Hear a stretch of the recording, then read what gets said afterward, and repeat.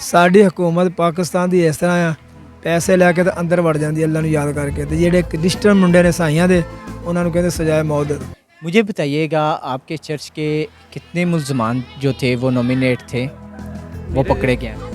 मेरा नाम गुलजार मसीह house of God church का मैं मदई हूँ और मेरे बंदे जो 167 बंदे थे, जिनमें से मैंने 67 बंदे नॉमिनेट किए थे क्योंकि उनकी तस्वीरें, वीडियो, हर चीज़ नहीं कि ये बंदा फलाना, ये बंदा फलाना, और सब कुछ मैंने SHO पुलिस वालों को सबको दे दिया और उन्होंने अभी तक कोई रद्द अमल नहीं लाया, क्योंकि जाते हैं तो क्या देते हैं पकड़े थे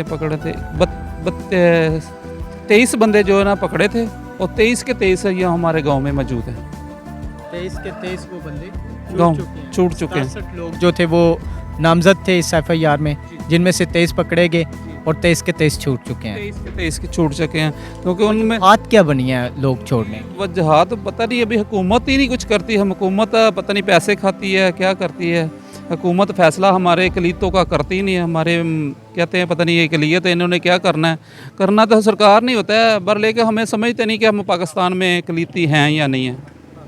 हुकूमत वक्त को कहना क्या चाहते हैं? हम हुकूमत वक्त को यही कहना चाहेंगे कि एक साल गुजर गया कि साल में फ़ैसला तो हुकूमत अपना किसी और का हो तो दिन में रातों रात कर देते हैं। नवाज शरीफ का फ़ैसला रातों रात अदालतें खुल गई थी, हमारे मुल्क में अकलीतों के लिए अदालत नहीं खुल सकती क्योंकि हमारे बंदे 126 चर्च एक ही दिन में जला के दिए, उनको मुलजमान को कहीं अदालत में नहीं पेश किया गया। जनाब, जो सच है, जो सच्चाई है, खुदा उनके फजल से आज आपको दिखाई जाएगी। जी एल्डर नदीम मसीह साहब, आप बताइएगा कि एक साल इस सानेहा को गुजर गया, क्या मसीही लोगों को इंसाफ मिला? नहीं मिला। एक साल के अंदर नहीं मिला, नज़र आता ही नहीं इंसाफ, क्योंकि लोग तो उदा ही हले बाहर फ्रेंड है।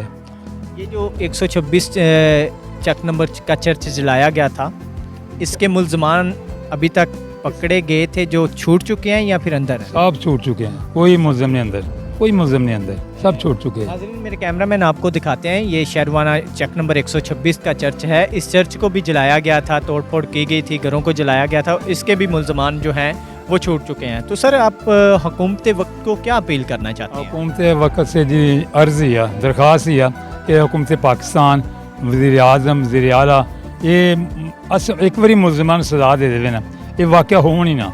जो इन्होंने डील हो जाती है ना हुकूमत साड़ी अकलीत इंसाफ नहीं मिलता।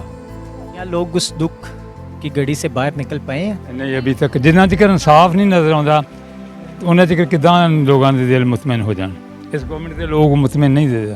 क्या ये जो चर्चेस बनाए गए हैं, घरों को मरम्मत किया गया, ये मसले का हल है? नहीं, ये मसले का कोई हल नहीं। इंसाफ मसले का हल है, इंसाफ कि अगे वाक़या ना हो, फिर वाक़या रूनमा ना हो। ਸਲੀਆਂ ਦੇ ਮੁੰਡਿਆਂ ਨੇ ਸਾਡੀਆਂ ਬਾਈਬਲਾਂ ਇਸ ਤਰ੍ਹਾਂ ਫੜ ਕੇ ਤਾਂ ਡਾਈਆਂ, ਇਹ ਸਾਡੀਆਂ ਬਾਈਬਲਾਂ ਜਿਹੜਾ ਫੜ ਕੇ ਡਾਈਆਂ ਤੇ ਕਹਿੰਦੇ ਯਿਸੂ ਮਸੀਹ ਨੂੰ ਬਾਹਰੋਂ ਆ ਜਿਹੜਾ ਸਤਵੇਂ ਸਮਾਨ ਤੇ ਬੈਠਾ, ਆਉਂਦਾ ਕਿਉਂ ਨਹੀਂਗਾ? ਮੈਂ ਤਾਂ ਕਹਿੰਦਾ ਖੁਦਾਵੰਦ ਨੇ ਅੱਲਾ ਮਾਫੀ ਦੇਵੇ, ਯਿਸੂ ਮਸੀਹ ਦੀ ਸਜ਼ਾਵਾਂ ਦੇਣੀਆਂ ਚਾਹੀਦੀਆਂ ਇਹਨਾਂ ਨੂੰ ਉਸੇ ਵਕਤ। ਅੱਜ ਇਹਨਾਂ ਦੀਆਂ ਕੋਈ ਲੱਟਾਂ ਟੁੱਟੀਆਂ ਹੁੰਦੀਆਂ, ਕੋਈ ਬਾਹਾਂ ਟੁੱਟੀਆਂ ਹੁੰਦੀਆਂ, ਕੋਈ ਜ਼ਖਮੀ ਹੋਏ। हुकूमत के फैसले तो खुश हो? ਅਸੀਂ ਹਕੂਮਤ ਦੇ ਫੈਸਲੇ ਤੇ ਖੁਸ਼ ਹਾਂ, ਇਹਨਾਂ ਨੂੰ ਸਜ਼ਾਵਾਂ ਮਿਲਣੀਆਂ ਚਾਹੀਦੀਆਂ। ਕਿਹੜੇ हुकूमत के फैसले तो खुश हो? ਅਸੀਂ ਖੁਸ਼ ਹਾਂ ਜਿਹੜੇ ਵੱਜਣ, ਜਿਵੇਂ ਸਾਡਾ ਮੁੰਡਾ ਅੰਦਰ ਗਿਆ, ਇਹਨਾਂ ਦੇ ਮੁੰਡੇ ਵੀ ਅੰਦਰ ਜਾਣ, ਇਹਨਾਂ ਨੂੰ ਸਜ਼ਾਵਾਂ ਮੌਤ ਹੋਣ। ਆਉਣ ਵਾਲੇ ਜਿਹੜੇ ਵਕਤ ਸਾਡੇ ਨਜ਼ਦੀਕ ਬੱਚੇ ਹੋਣਗੇ, ਉਹਨਾਂ ਦੇ ਕੋਈ 10-20 ਸਾਲ ਸੁੱਖ ਦੇ ਲੰਘ ਜਾਣ। ਪਿਸਤੌਲ ਵੀ ਹੱਥ ਦੇ ਵਿੱਚ ਨੇ ਮੁੰਡਿਆਂ ਦੇ, ਜਿਹੜੇ ਅੱਜ ਤੱਕ ਹੁਣ ਨਹੀਂ ਕਰਦੇ ਕੁਛ ਵੀ।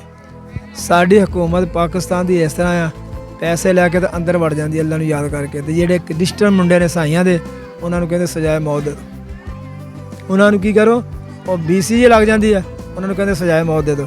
ਆਪਣੇ ਵਾਰੀ ਮੌਲਵੀ ਆ ਜਾਂਦੇ ਨੇ, ਅਸੀਂ ਮਸੀਹ ਬਲਾਦਰੀ ਮੰਨ ਜਾਂਦੇ ਜਦੋਂ ਕਹਿੰਦੇ ਲਾ ਇਲਾਹਾ ਇल्लल्लाह ਮੁਹੰਮਦ ਰਸੂਲullah, ਸਾਰੇ ਕਲਮੇ ਦੇ ਸਾਂਝੇ। ਅਸੀਂ ਸਾਂਝੇ ਕਾਹਦੇ ਰਹਿ ਗਏ? ਮੈਂ ਤਾਂ ਜਾ ਕੇ ਥਾਣੇ 'ਚ ਵੀ ਕਿਹਾ ਪਾਕਿਸਤਾਨ ਦੇ ਕਾਨੂੰਨ ਨੇ 2, ਕਹਿੰਦੇ ਨਹੀਂ ਪਾਕਿਸਤਾਨ ਦੇ ਕਾਨੂੰਨ ਨੇ 1, 2 ਤੇ ਆਪੇ ਬਣ ਗਏ। ਉਹਨਾਂ ਦੀ ਜ਼ਮਾਨਤ ਹੋ ਗਈਆਂ, ਸਾਡੀਆਂ ਜ਼ਮਾਨਤਾਂ ਨਹੀਂ ਹੁੰਦੀਆਂ। ਸਾਡੇ ਮੁੰਡੇ ਨੂੰ ਸਜ਼ਾਏ ਮੌਤ ਲਾਤਾ, ਆਪਣੀਆਂ ਜ਼ਮਾਨਤਾਂ ਹੋ ਗਈਆਂ।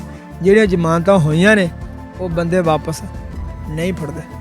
ਥਾਣੇਦਾਰ ਨੂੰ ਪੁੱਛਿਆ ਜੱਜ ਸਾਹਿਬ ਵੀ ਇਹ ਕਿਉਂ ਨਹੀਂ ਫੜ ਕੇ ਲਿਆਉਂਦਾ, ਕਹਿੰਦਾ ਜੀ ਮੈਂ ਜਾਨਾ ਫੜਦਾ। ਥਾਣੇਦਾਰ ਨੇ ਪੈਸੇ ਲੈ ਲਏ, ਸਾਡੇ ਕੋਲੋਂ ਵੀ ਲੱਖ 2 ਲੱਖ ਰੁਪਏ ਲੈ ਲਏ, ਫੜ ਕੇ ਤੇ ਲਿਆਵੇ, ਜੇਲ੍ਹ 'ਚ ਤੇ ਘੱਲੇ। ਸਾਡਾ ਅੱਜ ਤੱਕ ਅੱਛਾ, ਚਰਚ ਜਲਾਉਣ ਵਾਲੇ ਲੋਕ ਦੰਦ ਨਾਦੇ ਬਾਹਰ ਘੁੰਮਦੇ ਫਿਰਦੇ ਨੇ ਪਏ ਤੇ ਉਹਨਾਂ ਨੂੰ ਪਕੜਿਆ ਨਹੀਂ ਜਾ ਰਿਹਾ। ਜ਼ਮਾਨਤਾਂ ਤੇ ਛੱਡ ਕੇ ਪੈਸੇ ਲੈਣ ਦੇਣ ਦਾ ਮਾਮਲਾ। ਪੈਸੇ ਥਾਣੇਦਾਰ ਨੇ ਲੈ ਲਏ, ਛੱਡ ਤੇ। ਅਸੀਂ ਕਹਿੰਦੇ ਉਨੇ ਹੀ ਪੈਸੇ ਉਹ ਲੈ ਲਵੇ, ਸਾਡੇ ਕੋਲੋਂ ਅਸੀਂ ਔਖੇ ਵੀ ਔਖਾ ਦੇ ਦਈਏ। ਇੱਕ ਵਾਰੀ ਦੇ ਅੰਦਰ ਜਾਣ, ਇਹਨਾਂ ਨੂੰ ਕੁਛ ਨਾ ਕੁਛ ਤਾਂ ਸਜ਼ਾਵਾਂ ਹਕੂਮਤ ਦੇਵੇ, ਬਰਾਬਰ ਦਾ ਤਾਂ ਕਰੀਏ। ਫਿਰ ਸਾਡਾ ਇਸ ਤਰ੍ਹਾਂ ਹੀ ਬਰਾਬਰ ਦਾ ਕਲੀਸਿਆ ਦਾ ਹੱਕ ਕੋਈ ਨਹੀਂ ਪਾਕਿਸਤਾਨ ਦੇ ਵਿੱਚ ਹੈਗਾ। ਜੇ ਪਾਕਿਸਤਾਨ 'ਚ ਹੋਵੇ ਹਿੱਸਾ, ਫਿਰ ਇਹਨਾਂ ਦੀ ਜ਼ਮਾਨਤਾਂ ਵੀ ਲੋਕਾਂ ਦੀਆਂ ਨਾ ਹੋਣ। ਔਰ ਲਾਗੇ ਦੀ ਨੰਗੀ ਹੈ, ਆਖਰ ਸੌਦਾ ਲੈਣਾ ਇਹਨਾਂ ਦੁਕਾਨਾਂ 'ਤੇ ਜਾਂਦੇ ਤੇ ਥੁੱਕਦੇ ਨੇ ਤੇ ਵੇਖਦੇ ਨੇ ਜਿਵੇਂ ਮੈਂ ਤੇਰੇ ਲੋ ਵੇਖਦੇ ਇਸ ਤਰ੍ਹਾਂ ਜੇ ਹੁਣ ਵੀ ਹੱਥੀ ਪੈਣ ਲੱਗੇ। ਜੇ ਇਹਨਾਂ ਨੂੰ 6-6 ਮਹੀਨੇ ਕੋ ਬੰਨਿਆ, 2-2 4-4 ਸਾਲ ਬੰਨੇ ਹੋਣ, ਇਹ ਕਦੀ ਵੀ ਨਾ ਔਖੀ ਹੋਏਗੀ। आप समझते हैं कि इन्हें सज़ाएं नहीं मिलती तो दोबारा से ये चर्चेज जला ਫਿਰ ਜਲਾਤੇ ਨੇ। ਅਸੀਂ ਤੇ ਫਿਰ ਦੁਬਾਰਾ ਕਹਿੰਦੇ ਕਿਤੇ ਫਿਰ ਨਾ ਹੱਥੀ ਪੈ ਜਾ।